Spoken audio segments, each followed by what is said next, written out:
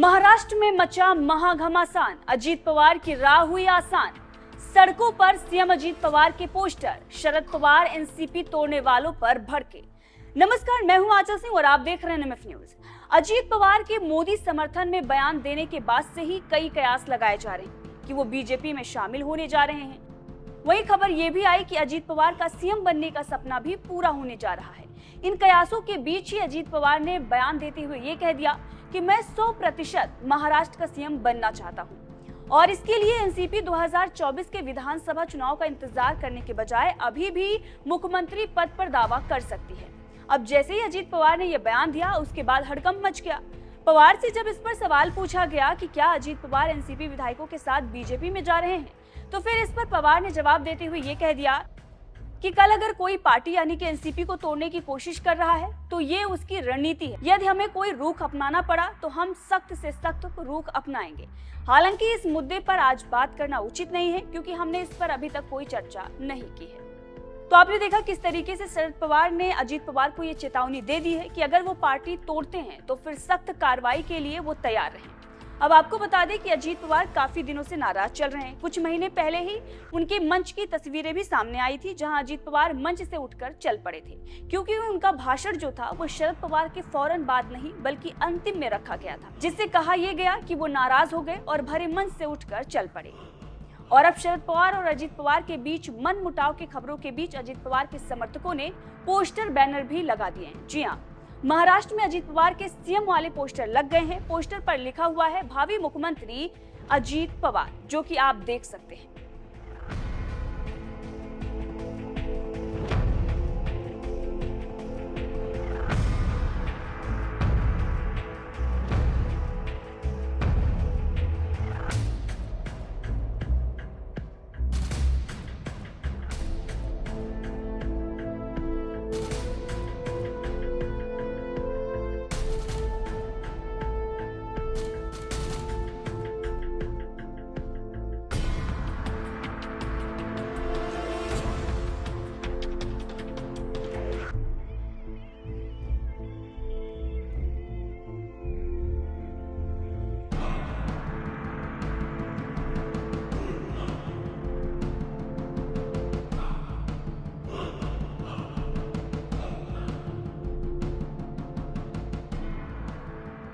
अब आपको ये भी बता दें कि एनसीपी में शरद पवार का उत्तराधिकारी कौन होगा, इसको लेकर खींचतान चल रही है।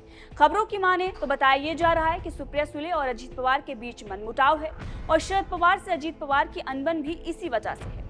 वहीं खबरें लगातार ये भी आ रही हैं कि अजीत पवार 40 विधायकों के साथ बीजेपी में जा रहे हैं।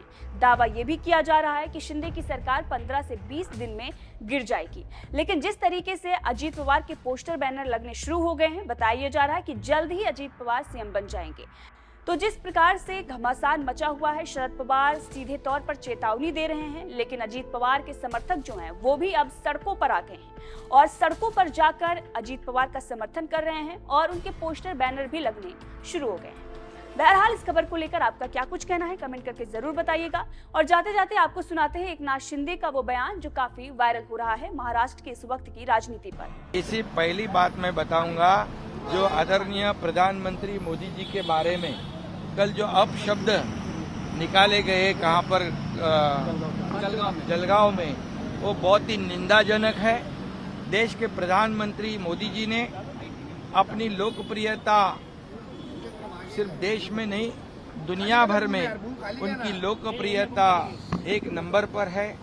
इसका हमें सभी देशवासियों को गर्व होना चाहिए, अभिमान होना चाहिए।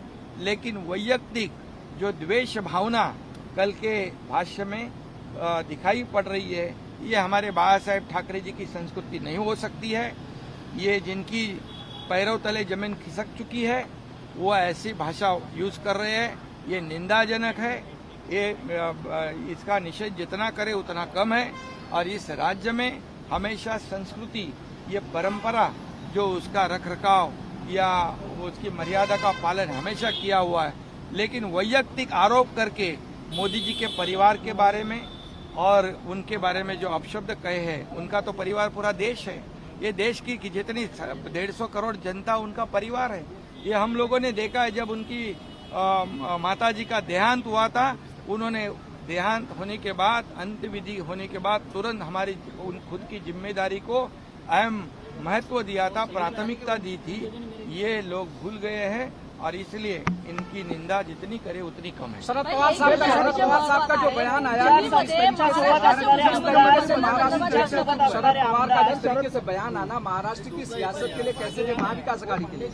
मैं इतना ही कहूंगा, आदरणीय शरद पवार साहब ये बड़े अनुभवी नेता है। उनका जो वक्तव्य है ये महत्वपूर्ण है और उसको हमेशा जो कहते हैं उसमें गांभीर्य होता है, गंभीरता होती है। इतना ही मैं कहूंगा, जिनको जो सोचना है, समझना है, वो समझ लें।